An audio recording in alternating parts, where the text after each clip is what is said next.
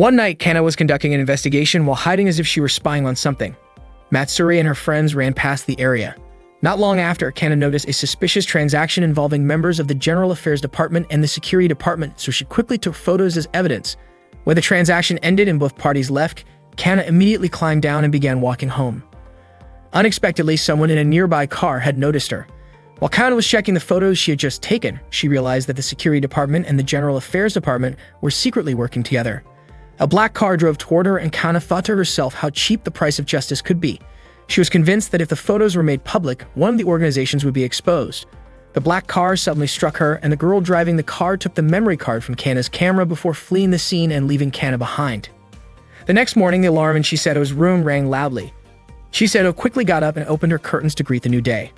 She changed her clothes and prepared to leave for school, while Yuki was still sound asleep in his room. Chisado walked to Yuki's room and found him still fast asleep. She lay on top of him playfully, which startled him, and tried to wake him up since it was already late, but he refused to get up. Chisado kept shaking his shoulders, wondering why he would not wake up even though his cheerful childhood friend was already trying to rouse him. Because Yuki continued to ignore her, Chisado hugged him and rolled him off the bed onto the floor. She sat on top of him and teased him by asking if he liked being woken up that way. Chisado reminded him to hurry and get ready so they would not miss the morning train. Suddenly, Chisado noticed something on Yuki that startled her, causing her to scream in surprise and slap him out of reflex. Later that morning, Chisado and Yuki walked to school together and met Mifuyu on the way. Mifuyu believed that Chisado and Yuki were truly close since they were always together. Yuki jokingly asked if Mifuyu could still say that after seeing the red mark on his cheek. Mifuyu commented that the slap must have hurt and wondered what Chisado had done to him. Chisado admitted that she slapped him because he showed her something strange, but Yuki claimed it was just an accident. Mifuyu gently touched Yuki's cheek and told him she hoped the pain would fade soon. Yuki was so touched that he hugged Mifuyu and said she was always so kind, unlike Chisado. Playing along with the moment, Yuki dramatically declared that he loved Mifuyu and asked if she would be his girlfriend. Mifuyu thanked him warmly but said she had already fallen in love with someone else. Yuki was shocked to hear this, and Chisado commented that Yuki should have realized his feelings sooner, that it was already too late. Mifuyu encouraged Yuki to stay strong, believing he would find true love someday. Their playful scene ended up drawing attention from people passing by. Yuki, Chisado, and Mifuyu were all high school students. Mifuyu remarked that it had been a long time since they acted out a little play like that, but Yuki thought such antics were not appropriate for public places. When they arrived at their club room, Yuki noticed Mikuru bending down as if she were looking for something. He greeted her and asked if she had lost anything. Mikuru said she was just doing her usual routine. Before long, Chisado lightly tapped Yuki on the head for grinning in a way she found suspicious, suspecting he was having silly thoughts. Mifuyu then asked what Mikuru was doing. Mikuru stood up and simply said the word pink. Hearing that, Yuki jokingly asked if Chisado was wearing something pink, but Chisado quickly denied it and said her clothes were actually light blue. Just then, Nozomi arrived and greeted everyone, asking if Yuki had been scolded again. Yuki explained that it was all just a misunderstanding. Ei came in and teased Yuki for never studying as usual, followed by Ki, who called him silly in her usual way. Yuki insisted he had done nothing wrong, but Ei and he ignored his protests and began pulling various snacks from the shelves. While Nozomi opened another shelf, she was surprised when a pile of candy spilled out. She realized she had forgotten to turn off her candy-making robot, which she had named Amataku Mig-3. Ari and Ki tried to help clean up, but ended up slipping instead. A little while later, Oboro entered the room and was amazed by the sheer amount of treats scattered around. After they finished tidying up, Oboro showed everyone a new line of snack products made by the Umection Company. Ki expressed her envy that Oboro always received so many snacks from her family's company. Ei teased Yuki by saying he could eat as many snacks as he wanted if he married Oboro. Yuki was puzzled by how the conversation suddenly turned into talk of marriage. Oboro sat next to Yuki and asked what he thought about her suggestion. Yuki, still confused, wondered what Oboro was even talking about. Oboro clarified that they were really just discussing the chance to taste as many of the new snack sticks as they wanted. Chisado then suggested everyone try the new flavor of the snack sticks together. Oboro asked everyone to taste the snack he made. Ari and he immediately tried it and agreed that it was delicious. Oboro smiled and took note of their reactions, then asked Michiru for her opinion, but she simply said it tasted ordinary.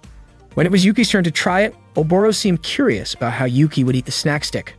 To his surprise, Yuki broke the stick in half, which made Oboro wince in discomfort. Oboro could not understand why Yuki did that. Suddenly, Chisado took a small piece from Yuki's leftovers and tossed it into the air, intending to catch it with her mouth. Before she could eat it, Yuki quickly caught it first to stop her. Mifuyu explained that the snack was made of white chocolate, and Oboro apologized for forgetting to mention it to Chisado. It turned out that Chisato could not eat chocolate. Nozomi felt sorry for her, especially since Chisato was part of the food research club but could not enjoy chocolate at all. Eri and Ki wondered why Chisato could not just find a way to deal with her chocolate problem. Chisato thanked Yuki for stopping her earlier. All of a sudden, Hazuki, their teacher, rushed in and said the situation was urgent. Yuki was confused by her sudden entrance, but Hazuki simply grabbed a large glass of beer and drank it, claiming that she would not get drunk that easily. Hazuki then informed them that their club might be disbanded, shocking Yuki and the others. Later that day, a student council meeting was held. Mohaiji, the head of the General Affairs Department, spoke about a recent assault incident. According to the information he had gathered, the problem was connected to harassment of certain students, something even the student council president could not easily resolve. Mohaiji demanded that Yakumo, the student council president, step down and take responsibility, since he was the one who had appointed Yuki as the head of the General Affairs Department. Other council members agreed, but suddenly Satsuki arrived and voiced her objection. She apologized for being late because she had something important to investigate first. Mohaiji was clearly annoyed by her arrival. Satsuki, who served as the head of the finance department, then asked Mohaiji as the head of general affairs if he knew who would take over as student council president in case of an emergency. Mohaiji replied that of course the vice president would take over until the next election. Satsuki followed up by asking whether Mohaiji thought the vice president already had enough experience to handle preparations for the upcoming election, and whether the president should really resign without ensuring a proper election process. Mohaiji countered by bringing up issues of excessive spending in the security department, which was overseen by the president. Satsuki responded by presenting financial records from the General Affairs Department. She explained that she had received the records from an underclassman in General Affairs, and after reviewing them, she discovered several expenses that did not match the reported amounts. Embarrassed, Mohaiji quickly tried to cover the records and insisted that his department had no intention of committing any wrongdoing. Satsuki then suggested that they move on to discussing the incident that had occurred earlier that morning, and Mohaiji reluctantly agreed, preferring to change the topic. Throughout the exchange, Yakumo remained silent and did not defend himself. Rumors about the possible disbandment of many clubs quickly spread throughout the school.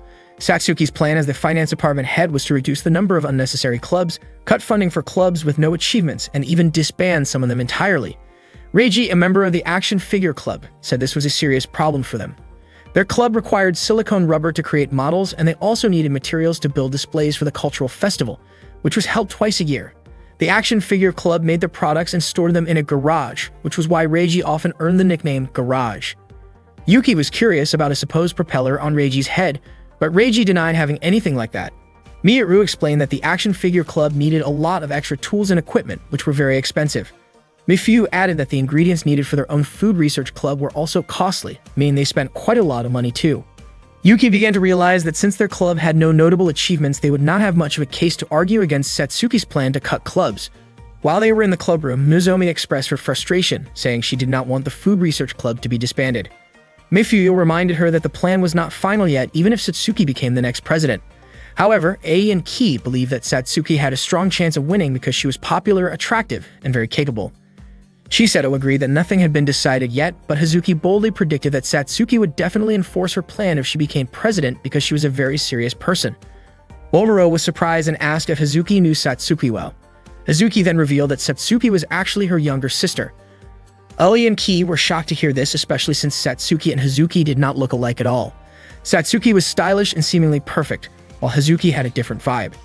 Chisato asked Hazuki to talk to Satsuki, but Hazuki admitted it was impossible because Satsuki was too stubborn. Uli was unsure what they should do, and Ki suggested supporting a different candidate. In the end, only 3 departments qualified for the first campaign round. The security department had no candidate because their leader was disqualified, which meant they would not participate in the next election.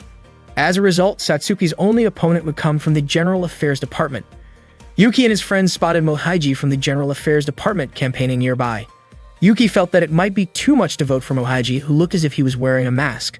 However, Chisato pointed out that Mohaiji was not wearing a mask at all. He simply was not very handsome.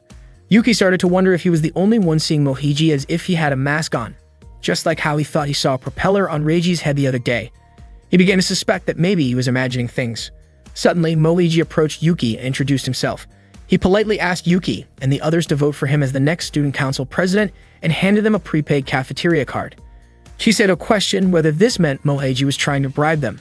Mohaiji quickly denied it and explained that it was only a small token of appreciation. Before long, other students nearby started calling out to Mohaiji and asked for the same card, and he happily handed more of them out.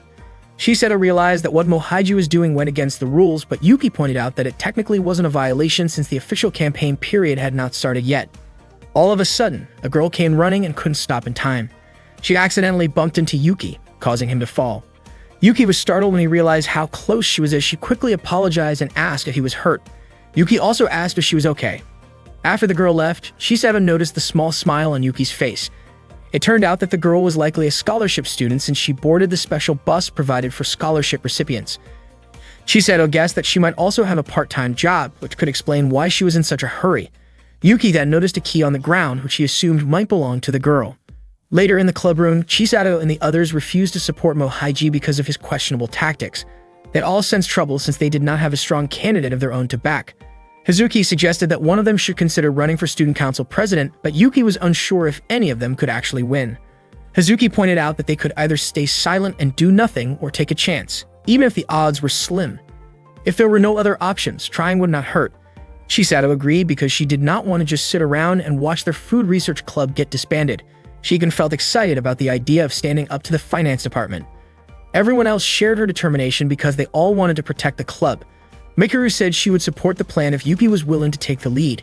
Yuki agreed and encouraged his friends to fight alongside him. The group joined hands in solidarity.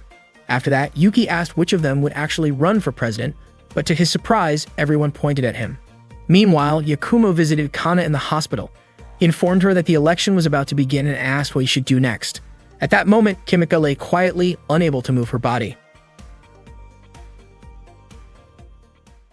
Yuki wondered why his friends had chosen him to run for student council president. They supported him because he was always willing to help, while Ki reminded him not to back out. Nozomi was ready to support him in any way she could, and Oboro promised to always be there for him. Mifuyu also believed that Yuki was the right person for the job. Yuki admitted that he did not feel qualified to become president, but no one agreed with his doubts. Hazuki pointed out that Yuki was popular because everyone trusted him, yet Yuki felt that people were simply pushing responsibilities onto him. As the head of the food research club, Shiseto insisted that Yuki should run in the election in order to protect their club. Yuki remembered a moment from childhood when he and Shiseto once delivered flowers to a bride at a wedding. Shiseto had playfully asked the bride to attend her own future wedding with Yuki. The bride smiled and said that it seemed like Yuki and Shiseto might already be in love. At that time, neither of them understood what love really meant, and the bride told them they would understand once they grew older. Even now, Yuki still felt uncertain about love, believing it was something he could not quite reach. Shiseto encouraged him to keep trying, telling him that love was closer than he thought. Yuki then woke from a nap to find Shiseto unexpectedly in his room. Still half asleep, he accidentally brushed against her shoulder when he reached out his hand. Startled and embarrassed, he quickly asked why she was there. Shiseto teasingly mentioned that people sometimes talk in their sleep and revealed that Yuki had murmured her name. Flustered, Yuki denied it and tried to change the subject, insisting that he wanted to find the person truly meant for him. Shiseto was confused by his words, while Yuki explained that dreams sometimes felt easier than reality. Shiseto reminded him that they had a Sunday club meeting to discuss the upcoming election, but Yuki refused to attend and even said he might quit the club to avoid becoming a candidate. Meanwhile, Mifuyu and the others reviewed a financial report from the school's accounting department and discovered that the Food Research Club was at the top of the list of clubs scheduled to be disbanded. Ki pointed out that Yuki was the only one who could save the club by becoming student council president and overturning the decision. Shiseto informed them that Yuki had already refused and was thinking about leaving the club. While walking alone to school, Yuki wondered why everyone kept forcing responsibilities onto him. As he was lost in thought, Matsuri came running and accidentally bumped into him before quickly continuing on her way. Soon after, Ayumu passed by and greeted him, followed by Mao, who also offered a cheerful hello. Yuki realized that he had just encountered several girls from Matsuri's group. Moments later, a bicycle came speeding toward him and collided with him. Yuki winced in pain and instinctively apologized, only to be surprised when he recognized the cyclist as Satsuki. He quickly helped straighten her bicycle. Satsuki assured him that he did not need to apologize, admitting that she was also at fault for riding too fast to brake in time. She learned Yuki's name after noticing a dropped name card. Remembering that he needed to return a key to the academy, Yuki became nervous and repeatedly apologized. Satsuki smiled and gently told him that saying sorry too often could make the word lose its meaning.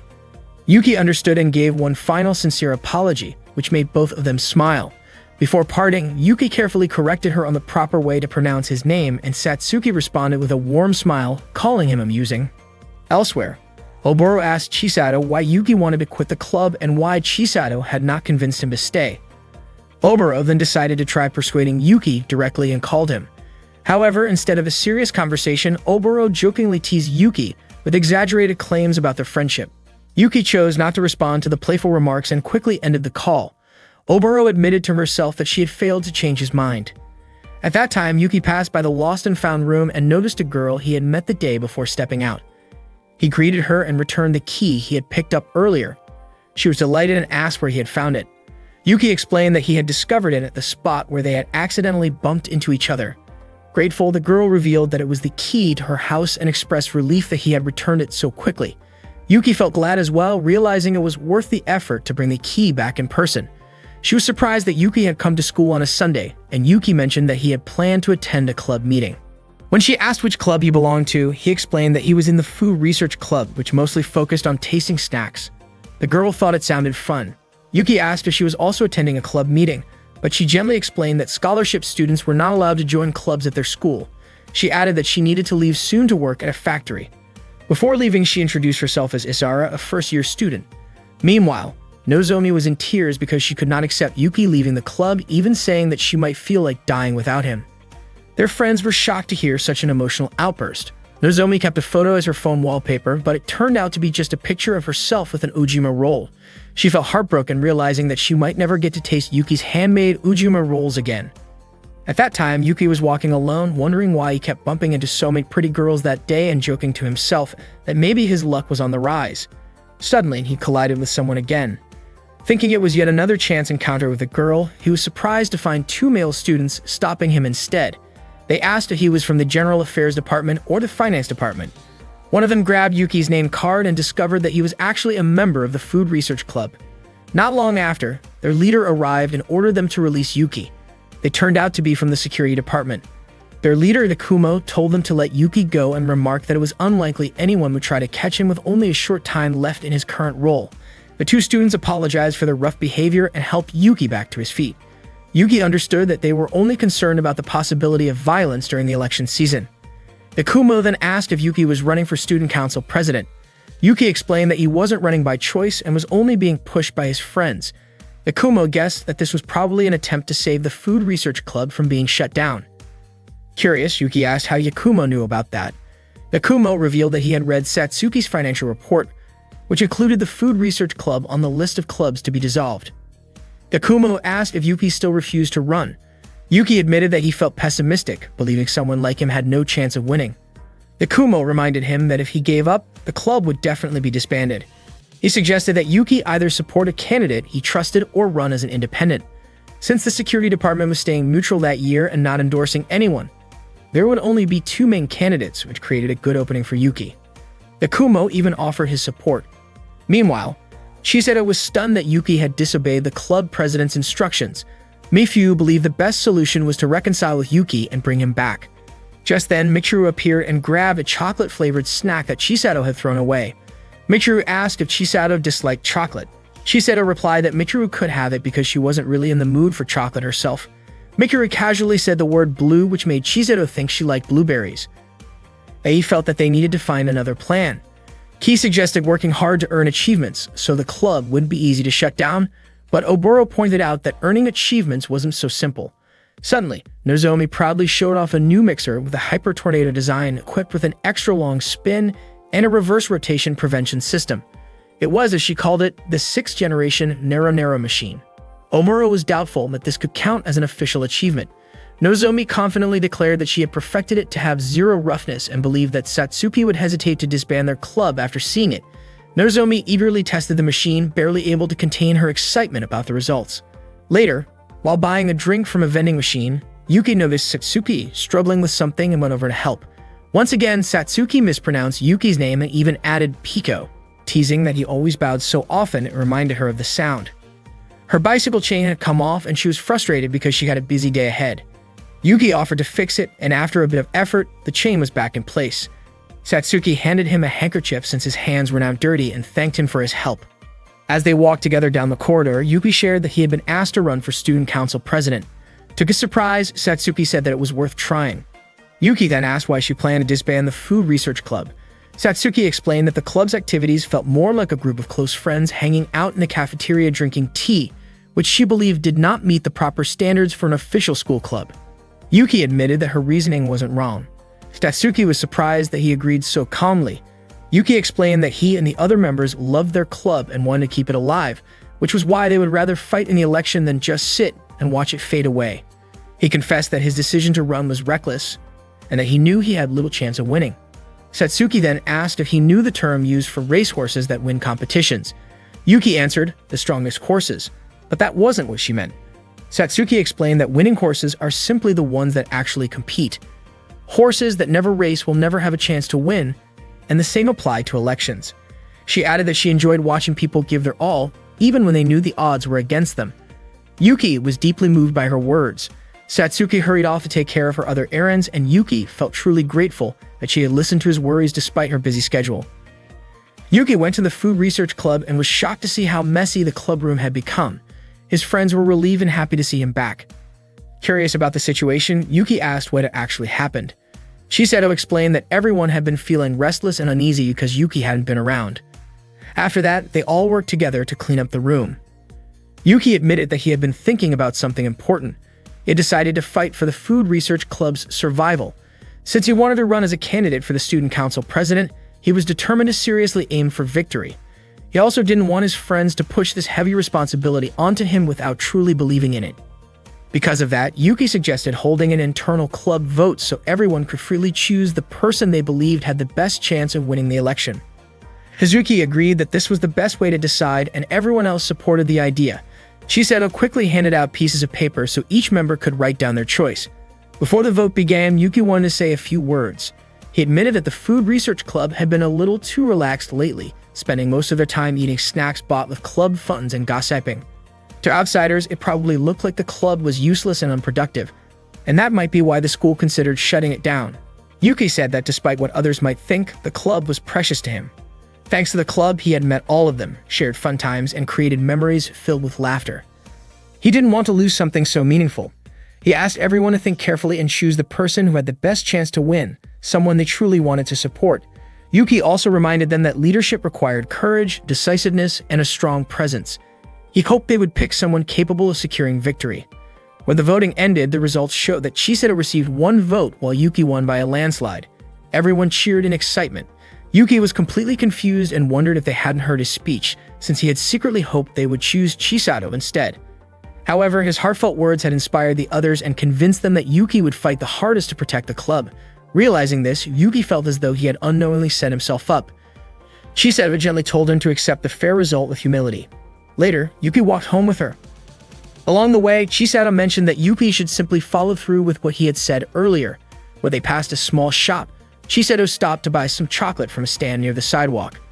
After arriving home, she cut the chocolate in half and offered 1 piece to Yuki. Chisato looked delighted when Yuki happily enjoyed the treat.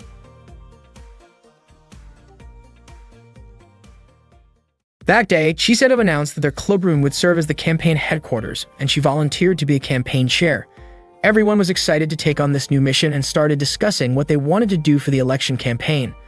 Hazuki, being a teacher, could not directly help them, but at least she could give advice. Yuki had already submitted his registration form, which meant they were officially entering the campaign stage. Chisato and the others were full of energy, but they were unsure what to do first. Hazuki explained that as part of the Student Council president election, the school would hold a preliminary round before the official voting. Anyone who failed to pass the preliminary round would not be able to run in the final election. It was essentially a stage where minority candidates would be eliminated. Since Yuki was considered a minority candidate, he asked everyone to think of ways to prevent that from happening. Hazuki told them that Yuki needed at least 10% of the votes to pass the preliminary round, which meant they needed around 600 votes just to qualify. Yuki wondered how they could possibly gather 600 votes. Chisato thought maybe they could present a solid financial report. Oboro suggested they might need to win people's sympathy. Some members brought up ideas like increasing club budgets, doubling the Food Research Club's funding, offering snack allowances, and even joking about things like alcohol. Oboro argued that giving out allowances could lead to misuse of funds, so he proposed offering free snacks instead. Unfortunately, Yuki pointed out that those were just sweet campaign promises, and he wouldn't win with a financial report like that. The bigger issue was that none of them had real knowledge or experience in running a campaign. Suddenly, Yakumo entered the clubroom and Nozomi was overjoyed to see him. Nozomi and Yakumo had not met in a long time, as Yakumo used to be her classmate back in their first year. Shiseto was surprised to learn that Yuki also knew Yakumo. It turned out Yakumo had come to the Food Research Club to discuss Yuki's candidacy. He asked if they would be willing to accept help from the security department for Yuki's campaign. Everyone was shocked by the unexpected offer. Yuki asked why Yakumo had chosen him in particular. Before Yakumo could answer, Oboro jokingly claimed that if Yakumo had come to claim Yuki's body, he was too late because Yuki already belonged to him from head to toe. Yuki quickly told Oboro to stop making such jokes. Hazuki suspected that Yakumo was looking for something in return, and Yakumo admitted it. The security department didn't want to lose their standing to either the finance department or the general affairs department. Nozomi wondered why they couldn't just wait and run next year. Yakumo explained that an election is usually won by the party already in power, and once authority is handed over, it's extremely difficult to regain it. Shiseto began to understand that if Yuki managed to win this election, all three departments would be on equal footing next year. Yuki asked again why Yakumo had chosen him when there were other candidates. Yakumo revealed that Yuki actually had a good chance of making it through the preliminary round. Yakumo explained that Satsuki's recent financial report had been leaked, and his research showed that the finance department's support had dropped by 10%. The decline was due to Satsuki putting too much pressure on financial aid reforms, but the main reason was the controversial plan to reform the school clubs. Many clubs were about to face budget cuts, and they were already opposing the reforms. If Yuki's team openly showed that they opposed the club reforms, they could gain the support of those clubs. The Food Research Club itself was on the list of clubs scheduled to be dissolved, which meant that a candidate who spoke out against the reforms would quickly gain backing. Oboro pointed out that if the General Affairs Department acted first, they would be the ones to collect those votes. Yakumo responded that the General Affairs Department planned to launch the real campaign only after the preliminary round and would later release a financial report to attack Satsuki's weaker positions. Hazuki asked how the votes would look in numbers. Yakumo estimated that by combining the votes of clubs opposing the reforms with the support of the security department, they could secure around 400 votes. The remaining 200 would still need to be gathered elsewhere. Oboro felt confident they could manage that if they reached out to friends for help. Nozomi, who knew a lot of people, promised she could bring in many votes, while Shiseto and Mifyu were sure they could handle the task as well. The key was that they could realistically reach 400 votes if they worked with the security department. Yuki realized that they couldn't handle everything on their own. Shiseto asked about the kind of partnership Yakumo was offering, especially since the security department was currently under operational review. Yakumo explained that he couldn't lend them any members but could share his knowledge and expertise. Yuki looked very interested in the proposal. Shiseto reminded everyone that both sides would benefit from the arrangement, so there was no need for exaggerated promises. Yuki cautioned Shiseto not to act overly proud towards someone offering help, but Shiseto pointed out that Yakumo was not doing this out of pure goodwill. It was possible that Yakumo wanted to create a puppet administration under Yuki. Yakumo acknowledged that it was natural for them to be cautious and offered a cooperation contract valid only until the preliminary round ended. If they grew to trust him, they could then extend the agreement. In the end, they all agreed to work together, and Yakumo promised not to let Yuki and the others down. Yakumo shook hands with every member of the Food Research Club as a sign that their cooperation was officially beginning. He looked forward to working together. Hazuki reminded him not to involve her students in any conflicts and asked Yakumo to look after them, since they were all good kids. Yakumo explained that the financial report strategy should be used as the final move because no one would pay attention to the report of a weak candidate. What they needed first was at least 600 votes to pass the preliminary round, and to achieve that, they had to present a standout policy protecting the school clubs. As the first step, Yakumo asked Yuki to visit the clubs that were on the disbandment list and request their support. Yuki immediately agreed, but Yakumo suggested he bring along a female member since some clubs had many male members, and it would help to have a girl smiling and making the request. Yuki's plan was solid because he was naturally skilled in campaigning. Yuki then asked who among them would join him, but everyone hesitated because there were 100 clubs to visit. In the end, Shiseto volunteered, pointing out that as the campaign leader, she should take on the job when no one else would. After that, Yakumo assigned someone to collect signatures, explaining that people who signed a petition were less likely to betray them and would probably vote for their side. Aoi and Ki complained that the task sounded boring, which irritated Yuki, who wondered if they even intended to help at all. Yakumo then mentioned that the job was more fitting for pretty girls. Hearing that, Aoi and Ki perked up and became eager to start. Yuki commented that Yakumo truly was a professional, able to get people to do exactly what he wanted. Yuki and Shiseto first approached Reiji and Miyaru from the Figure Action Club, inviting them to join an election alliance that supported Yuki.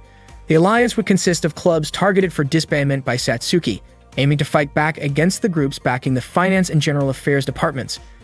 Chisato persuaded them further by appointing Reiji and Miyaru as the alliance's president and vice president. Yuki asked them to visit each club and help organize the alliance.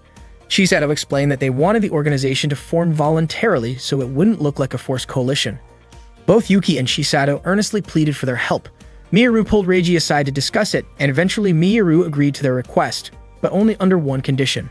Meanwhile, A and Ki carried out their task with surprising success, attracting crowds of male students eager to sign their petition. Nozomi handled putting up posters using her technical skills. Mifuyu worked on preparing the speech with Yakumo's help, while Mikuru focused on printing campaign posters. That afternoon, Satsuki came to meet Hazuki. Hazuki praised Satsuki for having the courage to come alone. Satsuki replied that she didn't have time to entertain Hazuki's nonsense.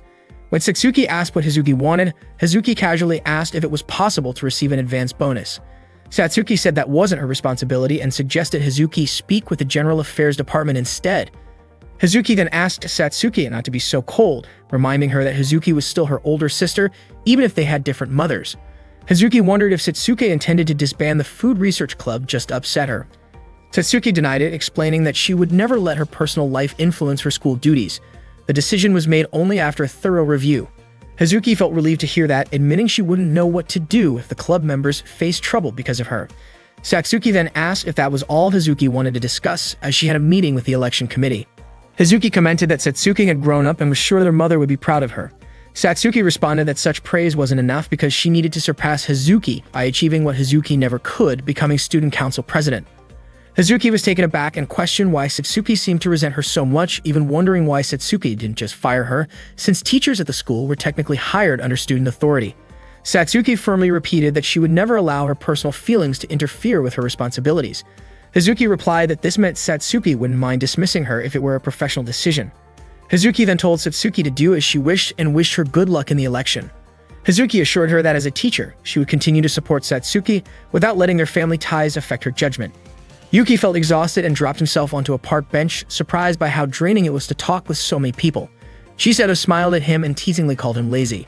Without warning, she placed a coin on Yuki's face and told him to go buy her a coffee. Yuki was caught off guard that Chisato would order him around like that. To her, Yuki was someone special, someone she could rely on, and she expected him to listen. Yuki joked that if that was the case, Chisato should treat him like someone valuable. Chisato smiled and said that he really was valuable to her. While Yuki was buying drinks, Satsuki suddenly approached him. She mentioned that she had heard he was officially running as a candidate and declared that the two of them were now rivals. Once again, Satsuki accidentally mispronounced Yuki's name, but he simply smiled and didn't correct her. Satsuki shook his hand, inviting him to make the election a fair competition. She admitted she hadn't expected Yuki to be so confident. Yuki's face turned slightly red as he smiled back after their handshake, but then he noticed Chisato watching them from a distance. Chisato immediately scolded Yuki for acting so friendly with someone she saw as an opponent. Yuki tried to explain that it wasn't what she thought. Chisato, clearly frustrated, demanded to know why Yuki could get along so easily with Satsuki and why he hadn't told her about their interaction. Seeing her worked up like that, Yuki lightly tossed her a drink in to get her attention. Not long after, Yuki received a message from Hazuki, who said she was craving meat and boiled potatoes.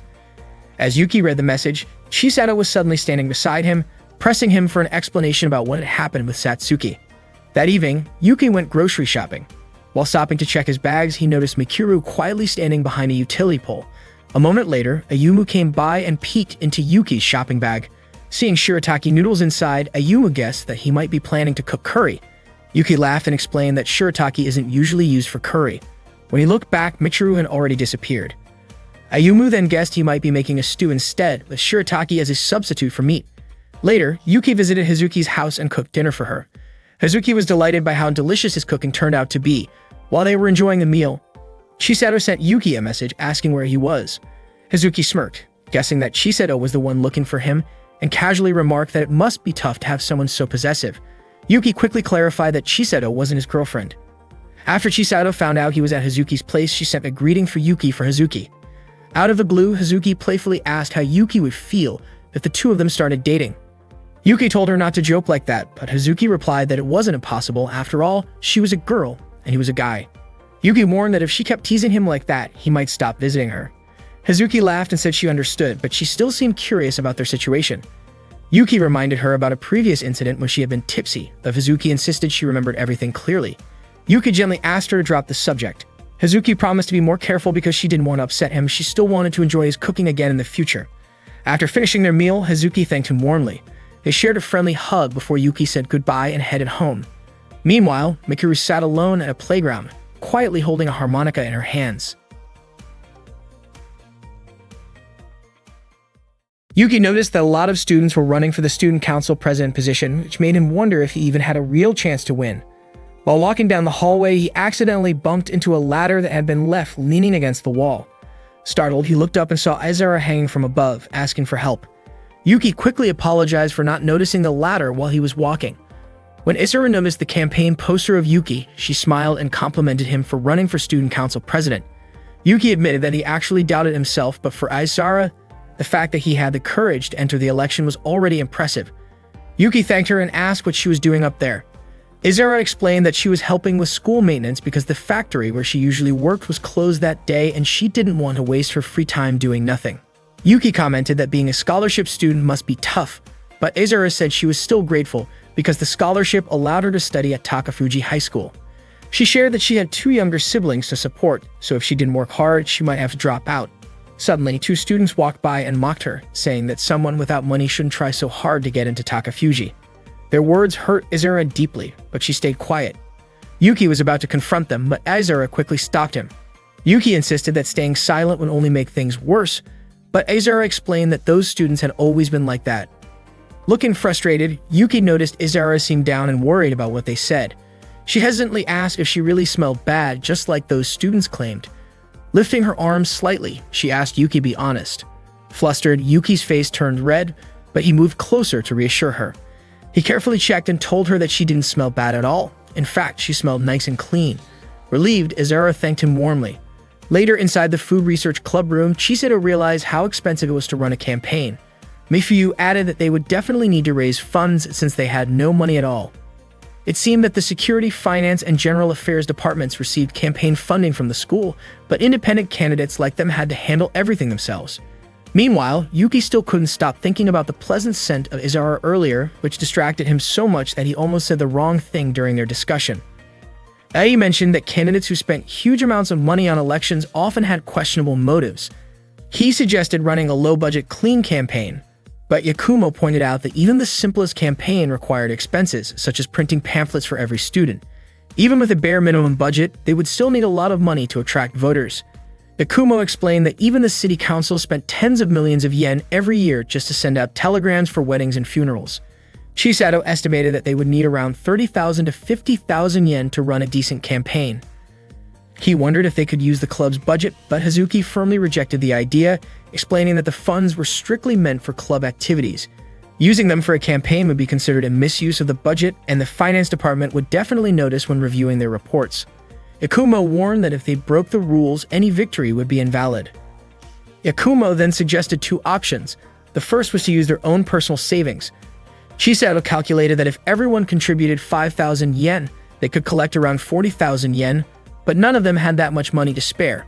The second option was to hold a bazaar. Yakumo explained that the bazaar was originally introduced as a fundraising event during the preliminary election rounds. Hazuki added that years ago, poorer students were not allowed to run for office and part-time jobs were banned by the school. Because of that, the bazaar tradition started as a way to help raise campaign funds, and eventually it became one of the main events. Everyone agreed that organizing a bazaar would be their best chance to gather funds. Chisato asked what kind of products they could sell. Nozomi suggested the famous Ujima roll, a special cake roll made by Yuki that could only be found in the food research club. She described it as a soft sponge cake filled with smooth, sweet cream and fresh fruit, creating a perfect harmony of flavors that melted in the mouth. Just imagining it made everyone crave it immediately. Chisato then asked how many rolls Yuki could realistically make. After calculating the cost and effort, Yuki admitted that he could only manage a maximum of 20 rolls, which would give them about 12,000 yen in profit. Izara suggested raising the price per slice, but Yuki worried that selling it too expensively would drive people away. He proposed adding a free bonus item with each purchase, but Mifuyu reminded them that giveaways would only add more costs. They started brainstorming ideas for a free incentive that wouldn't cost anything. Yuki jokingly suggested offering photos or handshakes with each purchase, but Ai and he doubted anyone would want that. Chiseto refocused the conversation, saying the real goal was to find a way to sell the Ujima roll at a higher price without increasing their expenses. She decided to handle the marketing strategy herself and simply asked Yuki to prepare the 20 rolls. Finally, Yuki mentioned that once they secured the funds, they also needed to think about what kind of campaign goods they would distribute to voters. Yakumo brought out examples of items used in last year's election. Yuki wondered if that would be considered bribery, but Yakumo explained that as long as the items were officially recognized as candidate pamphlets, it was perfectly acceptable. These goods would include the candidate's name and photo, leaving a lasting impression and helping people remember who to vote for. Ai and Ki wondered who would even want merchandise featuring Yuki, but Oboro admitted that he actually owned a shower curtain with Yuki's picture on it. They did not have enough money or items for their campaign, so Ki suggested using the snacks they had to give away. However, Yakumo reminded everyone that using club funds for campaign purposes would count as misuse. Suddenly, Mikuru came up with the idea of using Yawa sticks. These sticks had not been purchased with club money. Oboro had received them for free. Excited by the idea, Oboro immediately asked his father to send more and boldly ordered 3,000 of them. Yuki said that for now they needed to figure out how to turn the Yawa sticks into proper campaign merchandise. Chiseto wrote the slogan "Protect the Freedom of School Traditions" on the sticks, but Yuki felt that it did not look like an official pamphlet. Yakumo explained that a campaign pamphlet usually included the candidate's name and key issues. To be safe, they decided to take the item to the Campaign Administration Committee for approval. Chiseto asked A and Ki to deliver it, and the two of them quickly went to handle the task. Yuki pointed out that creating the pamphlets by hand would take too long, so Mifuyu suggested using labels instead. Hazuki mentioned that a pack of label sheets containing 20 pages with 10 labels per sheet would cost 1,000 yen. Since they needed 15 sets, it was going to be expensive. Shortly after, Chiseto received a call from the committee. The Yawa sticks were approved as long as the pamphlets were firmly attached to avoid misunderstandings. Chiseto then asked Hazuki if she could lend them some money. Hazuki explained that teachers were not allowed to provide financial support to candidates, but Chiseto argued that lending money was not the same as giving it and promised they would return it after the preliminary elections. After thinking it over, Hazuki pulled out 30,000 yen from inside her clothing and handed it to them. Chiseto expressed her deep gratitude, and the group felt relieved and excited to move forward with their campaign plans. When the Yawa sticks finally arrived, everyone felt exhausted just imagining how long it would take to attach all the labels. Nozomi encouraged them not to worry and proudly introduced her invention, a machine called Harry Harry. To their surprise, the machine was not designed to apply labels. It was actually a shoulder massage machine meant to relax them after work. The name Harry Harry stood for Hydraulic Adjustable Realignment Intelligent Hand Manipulator, a complicated way of saying it was a multifunctional massage device. In the end, they still had to attach all the labels manually. Yuki estimated that it would take one person 10 hours to finish, but if 10 people worked together, it could be done in just 1 hour. Unfortunately, Hazuki could not help, and Chiseto and Oboro needed to join Yakumo to set up the campaign booth, leaving only 5 people to handle the task. To make things slower, Yuki also had to leave his shop for Ujima rolls. While Yuki was walking his bike loaded with groceries past the booths being set up, he noticed that many groups seemed to be running for election, mainly so they could sell goods. The booths were packed with items such as decorations, clothes, chairs, computers, musical instruments, and even motorcycles. Some were even selling animals that were regulated under the Washington Convention. Yuki then spotted 2 members of the Sumo Club arguing with Satsuki. They were upset about their budget being cut even though their club had a long history of achievements. Yuki stepped forward thinking Satsuki might need help, but soon realized this was not the traditional sumo club. It was a mock sumo club. The member, Ruzeki, proudly claimed to be a champion. Satsuki explained that she had found suspicious expenses in their budget. It turned out that most of their funds were being spent on sumo stew. She questioned whether such a huge amount of stew was really necessary for their activities. Satsuki pointed out that if Ruzeki truly intended to practice mock sumo, he should be eating mock sumo stew instead. The club members could not argue back and, in a playful attempt to drive Satsuki away, sprinkled imitation salt around her. After Satsuki left, the 2 members hugged each other and admitted that Satsuki was far too tough to deal with. Meanwhile, Nozomi and the others were starting to feel exhausted from sticking labels, and the work was still far from finished. At one point, Mikuru shook her body because some labels had gotten stuck to her skirt. While trying to spin around a tree to get them off, she ended up tripping after getting tangled in some cloth. Yuki was walking together with Satsuki, and Satsuki explained that during every investigation she kept finding parts of the budget being wasted on small, unnecessary things. To reduce these wasteful expenses, she continued her inspections even during the election campaign, since she was still serving as the head of the finance department. According to her, the student council election had nothing to do with her financial duties. Yuki commented that Satsuki was being too hard on herself, but she replied that she was simply being stubborn. Takafuji Private Academy valued the freedom of its students, which meant that most of the administrative authority rested in the hands of the student organization. The student council was responsible for managing the academy's internal authority, so it could handle things too loosely. The school could quickly fall into disarray. Yuki asked if the academy's situation was really serious enough to require so many budget cuts. Satsuki responded by asking whether Yuki had read the entire financial report. She suspected he might have only focused on the sections about club disbandment and other obvious points, but she hoped he would carefully review everything. She emphasized that club reforms were not only about reducing budgets. At that time, Izuru was busy helping with school maintenance.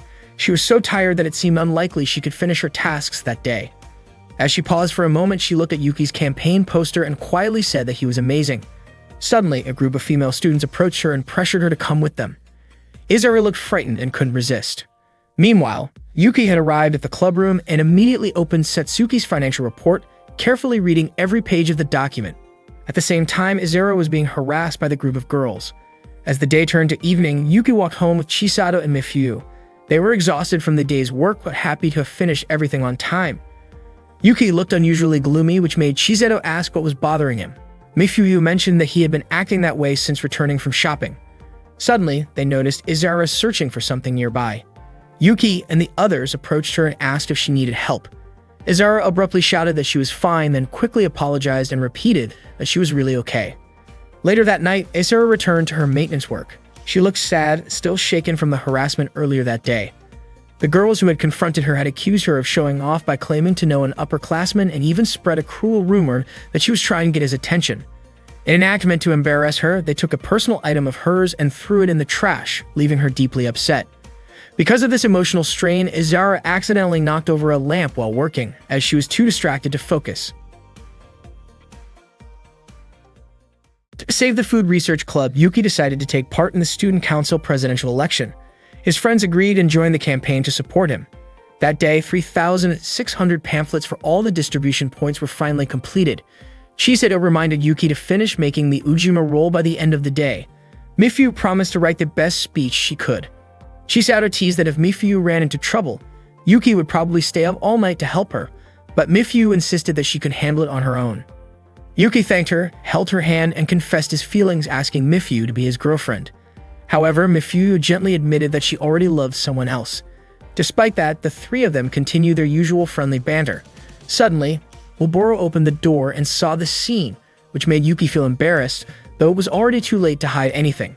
Omuro commented that Chisato looked especially happy, and Mifyu added that Chisato must really love Yuki. Chisato quickly denied it, saying there was no way she could fall for an idiot like Yuki. Yuki joked that Oboro should already realize how Chisato treated him like a servant. Annoyed, Chisato pressed her foot against Yuki's leg in protest.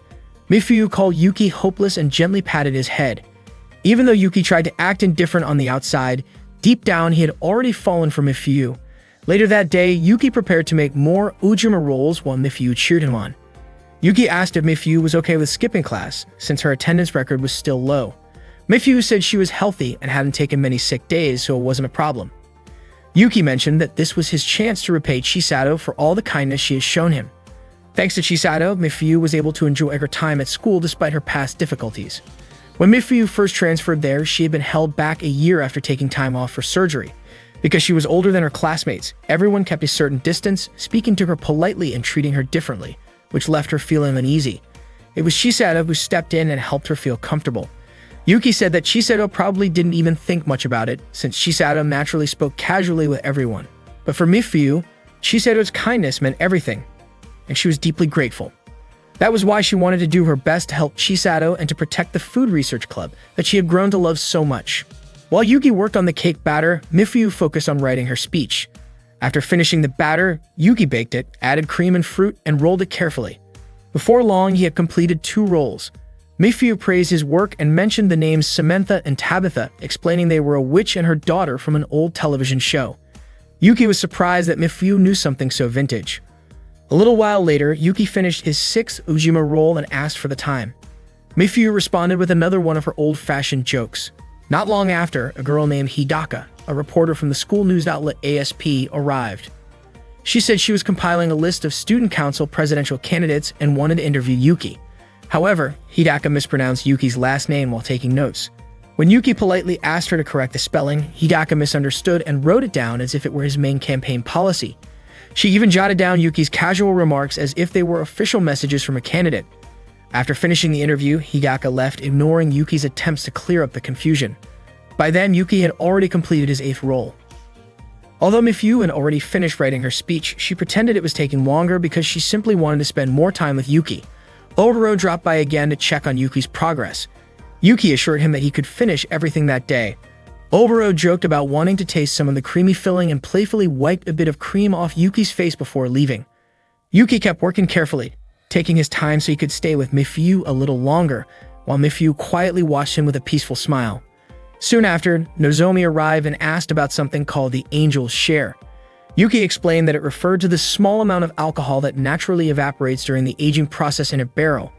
Nozomi happily confirmed the answer and teased that 1 out of every 10 pieces of the Ujima roll should belong to the Angel's Share. Of course, her playful comment was just a way to ask for a piece of the cake. Yuki quickly caught on and said he wouldn't give her any at that moment, but promised to save some for her next time. Nozomi pouted and looked like she might cry, so Yuki finally promised to give her all the end pieces from the 20 Ujima rolls he planned to make. Nozomi cheered with delight, calling Yuki a true friend before leaving with a big smile. Yuki and Mifyu shared the end piece of the Ujima roll. The slice was warm and sweet, just like the time they were spending together. When Yuki was almost done with his work, Mifyu offered to make some tea. Yuki gladly accepted and Mifyu went off to prepare it. Not long after, Hazuki arrived to check on Yuki's progress. She leaned in close as she spoke, making Yuki wonder why she came. Hazuki explained that she was worried about him. Without warning, she sat casually on Yuki's laps, saying that he hadn't stopped by to cook at her house since the campaign began, and it made her feel a little lonely. When Mifyu returned carrying the tea, Hazuki quickly stood up and excused herself, saying she had something else to do. Mifyu placed the tea on the table with a calm smile.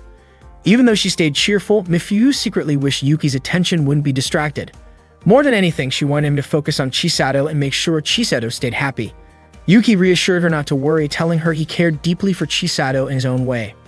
Before long, Izara arrived and introduced herself as someone sent by the Election Administration Committee. She explained that each scholarship student had been assigned to assist a different candidate as a general helper. From now until the end of the campaign, she would be supporting Yuki, and she happily admitted how excited she was to work with him. Out of more than 100 student council candidates, it felt like fate that she was paired with Yuki. Yuki agreed with a smile, though Mifyu couldn't hide a hint of unease at how easily Yuki and Izara seemed to connect. Izara soon met the entire food research club and politely introduced herself, promising to do her best for the team. Yuki felt lucky that their booth had been placed right next to the main stage, a perfect spot arranged by Yakumo. The Takafuji Private Academy election event was about to begin. Students bustled around, excited to visit the different booths. The finance department's booth was especially crowded, with Satsuki attracting a lot of attention from the crowd. Ari and Ki showed up carrying merchandise from a rival campaign, which surprised Chisato. Yuki playfully called it a little bit of reconnaissance. The items A and He brought featured Mohiji's image, which Yuki found amusing, though he admitted the general affairs team seemed quite capable and hard to beat. Yuki was also surprised to see Miyaru and Reiji selling goods at their booth. Chisato explained that it was their way of returning the favor as the president and vice president of the Election Alliance. When Yuki asked why he hadn't heard about this plan, Chisato teased him for not noticing her secret arrangements. Nearby, Mekia displayed handmade figurines and garage kits, while Miyaru sold her self-published comics. As the crowd grew larger, Chisato urged everyone to get ready and reminded Yuki to prepare for his campaign speech. Unfortunately, Yuki had forgotten the printed script at home and hadn't fully memorized the long text. He at least needed a quick review before stepping on stage. Mifyu volunteered to print another copy right away. Meanwhile, Chisato and the others began handing out fun campaign sticks to draw more attention from students. Mikuru struggled to hand them out because of her soft voice, eventually giving one to a rare animal at a nearby booth instead. Reiji and Miyaru's booth became especially busy, which Yuki noted was the perfect time for them to sell their merchandise. Mikuru slowly gained confidence and started distributing more pamphlets as well. Soon, Chisato signaled Yuki that it was time to start selling Ujima rolls. Mifyu finished printing but accidentally brought one of her own stories instead of the speech. Flustered, she quickly reprinted the correct script. As the Ujima roll sales began, Nozomi shouted that the price was 300 yen. Yuki was confused since they had all agreed on 190 yen. Nozomi explained that it was Chisado's idea. Customers would be served by a cosplayer of their choice. A moment later, A and Ki appeared on stage in cosplay outfits and the crowd cheered. They announced that anyone who wanted a photo with them would need to buy an Ujima roll with a photo ticket, raising the price to 500 yen. Excited male students immediately rushed to purchase the rolls. Yuki was amazed at how quickly the plan increased their sales. Chisato proudly asked for his opinion on her clever idea, catching him off guard when he noticed that she herself was wearing an elaborate cosplay costume. She playfully twirled around to show off her outfit, drawing plenty of attention from the crowd. Oboro soon joined in, also wearing a costume. Two female students gushed over how charming Oboro looked, even joking that he and Yuki looked like characters from their favorite magazine. Not long after, Miyaru announced that it was time for Oboro and Yuki to go up on stage next.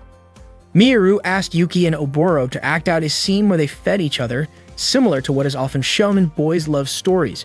Yuki was shocked when he saw the suggested illustration that looked a lot like both of them.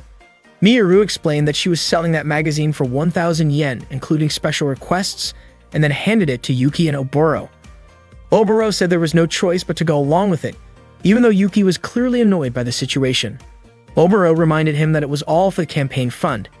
When Oboro fed Yuki with a snack stick, the girls around them screamed in excitement and took pictures. The next part of the plan involved a back hug, just like in the magazine, but Yuki decided to run away before it could happen. It was finally time for the candidates to give their speeches, but Yuki still hadn't received his speech draft. Not long after, Mifuyu arrived and apologized for being late. Chisato told her it was fine since it was also Yuki's fault for forgetting to bring the draft. Yuki held Mifuyu's hand and thanked her, then admitted that he loved her very much. Mifuyu, flustered, nervously said that she loved someone else. The practice play they were supposed to perform was about to continue, but Chisato reminded them that there was no time to act out such a scene. Yuki quickly got up to leave, but Chisato followed him to fix his tie. After that, she gently pushed him forward and gave him a light kiss on the back. Yuki immediately went to the waiting room to prepare for his turn. While waiting, Yuki sat face-to-face with Mohaiji. Mohaiji introduced himself and explained that the financial report of the Food Research Club was focused on maintaining the club's freedom to carry out its activities. He believed this approach went against the financial department's budget plan. Mohaiji said that Yuki's campaign program followed a similar path, so he would be very grateful for Yuki's support after the preliminary round. However, Yuki replied that he had no intention of ending his campaign during the preliminaries and was determined to move forward, which meant he would not be supporting Mohaiji. Mohaiji laughed and encouraged Yuki to keep following the path he believed in, though it might lead to a dead end.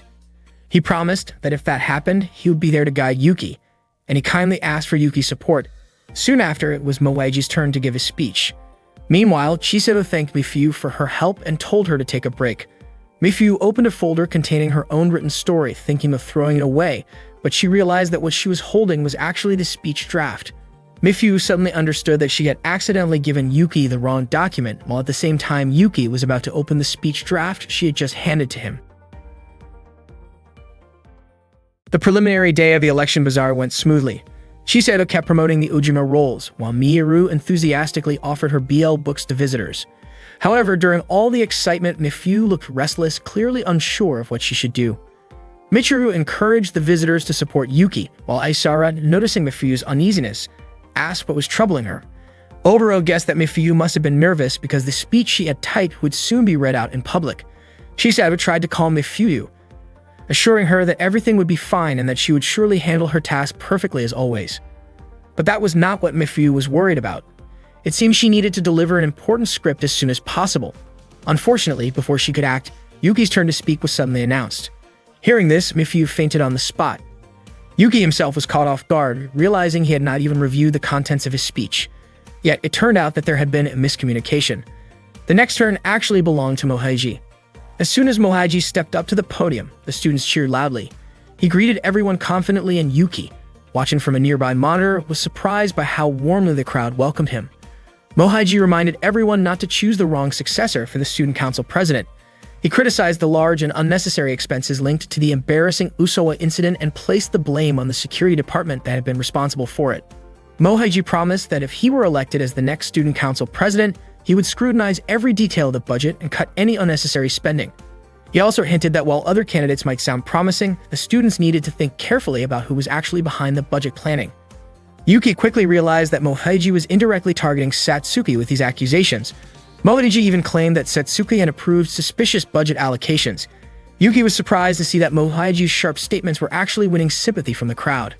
Mohiji ended by urging the students to vote for an honest candidate like himself.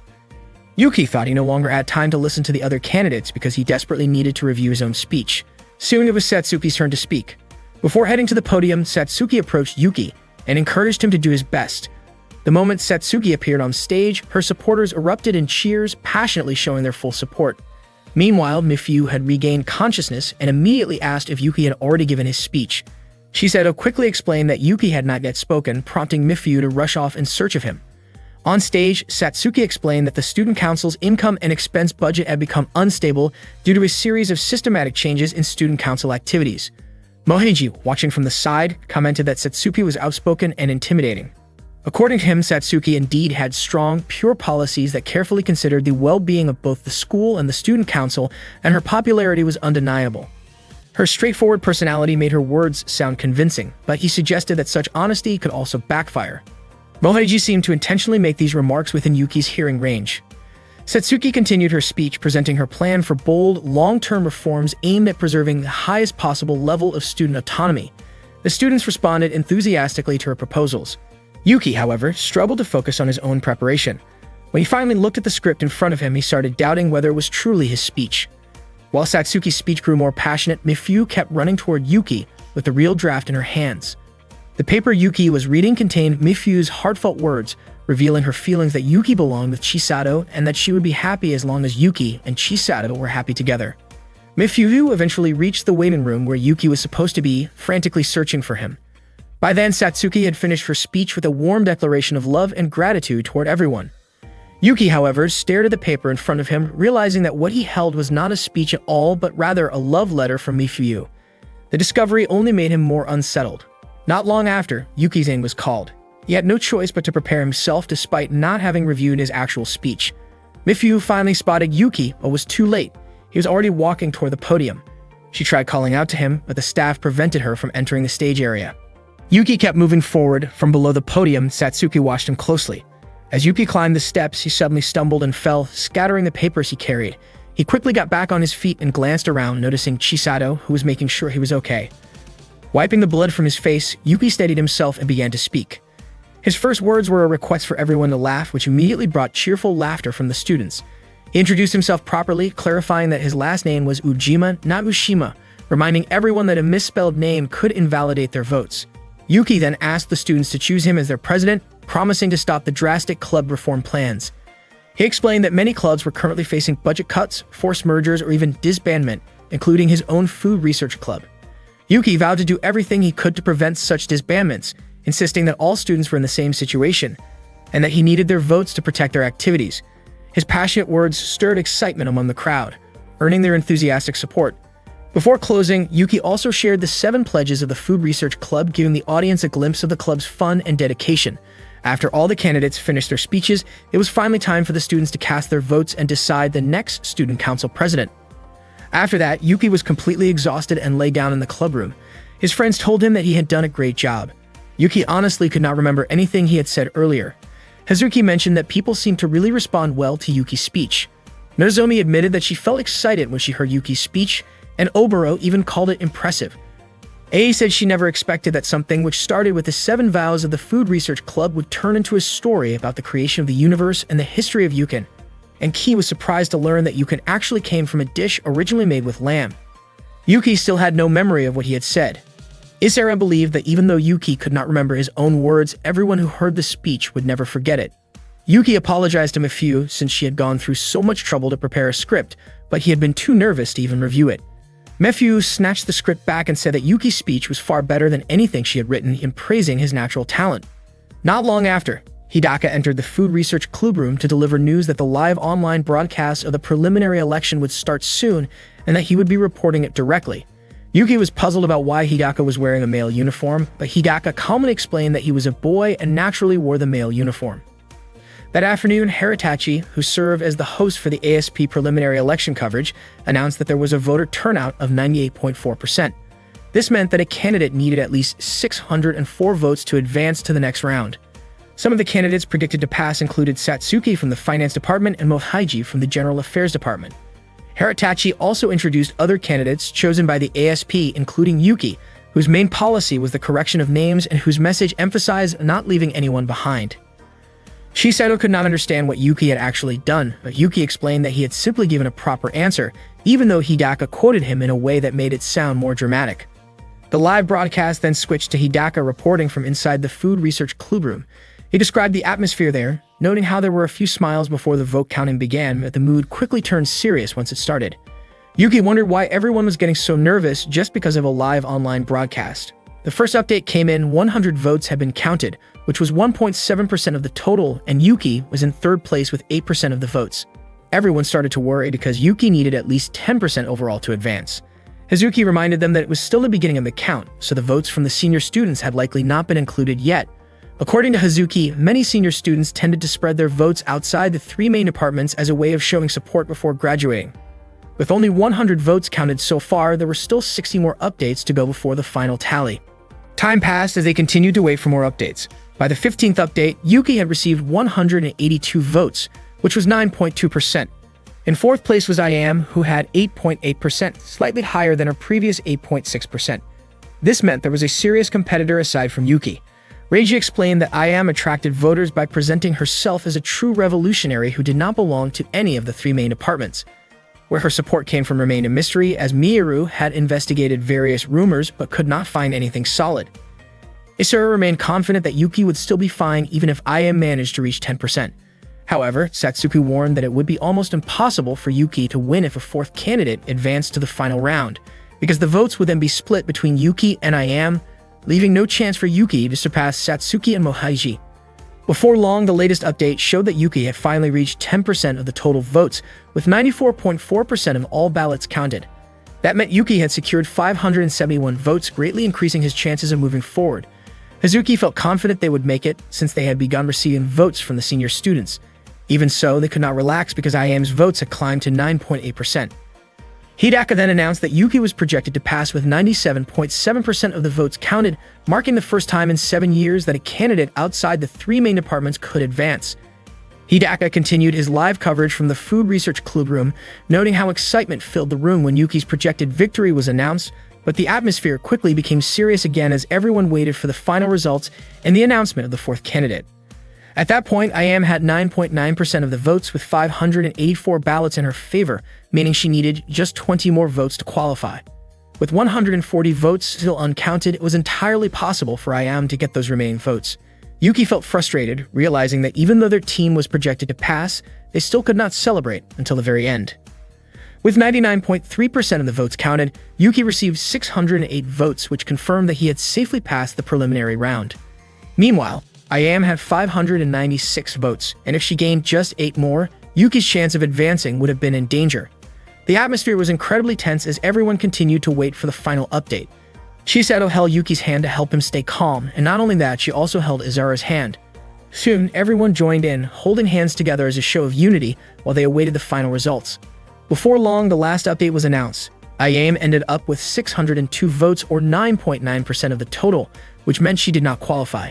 Yuki became the only independent candidate to advance to the next round of the Student Council presidential election. Their group erupted in cheers, celebrating the first big success they had achieved together. Hazuki was overjoyed and mentioned she would have a celebratory drink later that night. Momoro was deeply moved, almost unable to believe what had just happened. Reiji called it a miracle, though Miyaru admitted she had already expected this outcome. Michiru was thrilled as well and offered her congratulations to Yuki. Unexpectedly, Reiji and Miyaru presented some money, explaining that it was a portion of their sales profits.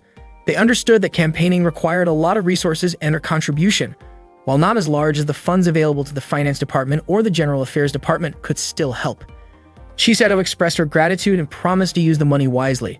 Yuki also thanked them all and vowed to give his best effort in the final election. Miyaru and Reiji encouraged him not to lose hope no matter what obstacles might come his way. Isara then invited everyone to cheer together, and they all shouted in celebration of Yuki's success in the preliminary round.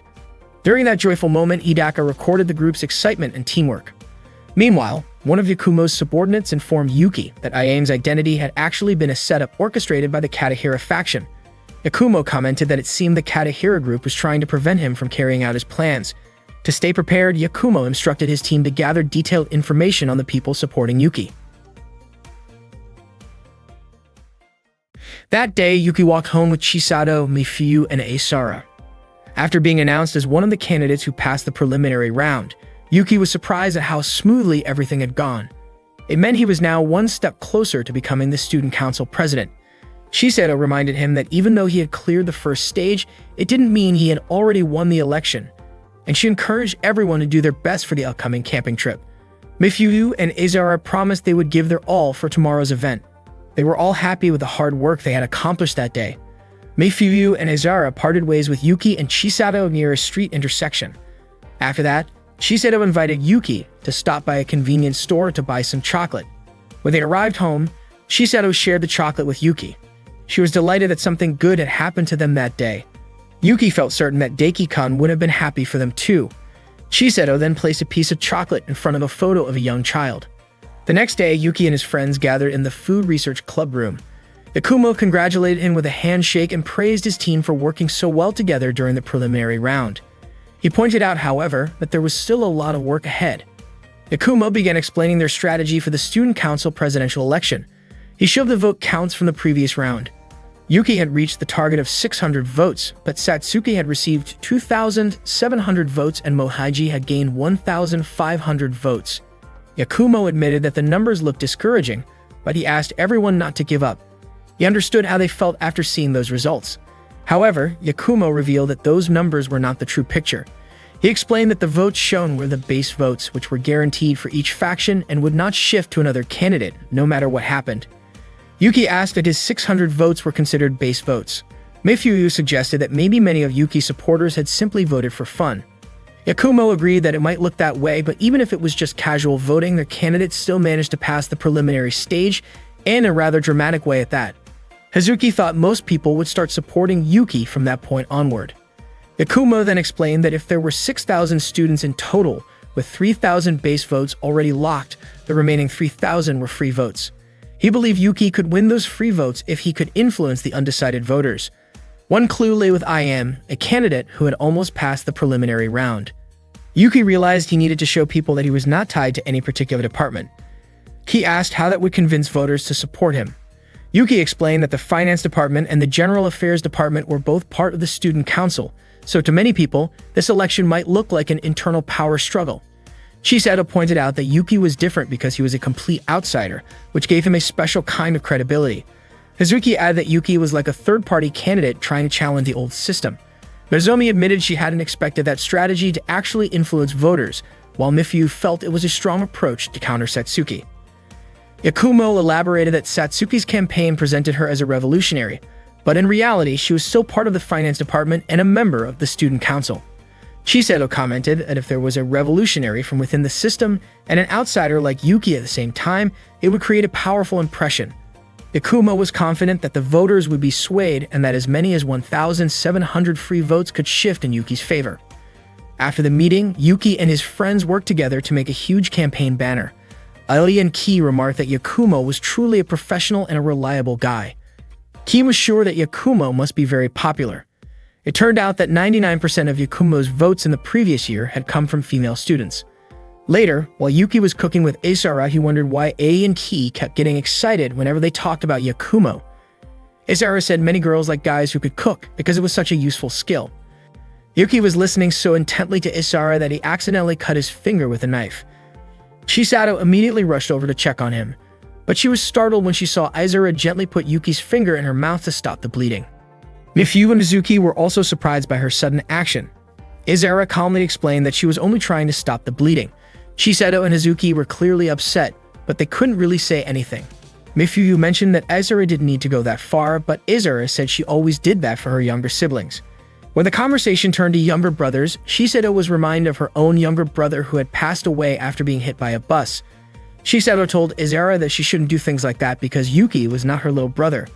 Izura then carefully placed a bandage on Yuki's finger. Yuki felt puzzled when he noticed Chisato quietly watching him. That evening, Yuki and his friends enjoyed dinner together. Yuki asked how the food tasted, and Michiru said it was delicious. Nozomi even called Yuki's homemade Japanese curry perfect and incredibly satisfying. Izura thanked him and said she was happy they all enjoyed it. Chisato offered to wash the dishes so Yuki and Izura could rest, but Izura politely declined, saying it was her job. Chisato reminded her to head home soon so her younger siblings wouldn't be left waiting. Mifune assured Izara not to worry about her. Izara thanked everyone warmly before leaving. That night, Yuki was relaxing in the outdoor bath. As he absent-mindedly brought his finger toward his mouth, Chisato suddenly called out to him. She walked over and joined him in the bath. Yuki's face stiffened with tension, but Chisato casually told him there was no need to act so shy. She recalled how, when they were children, she and Yuki often bathed together.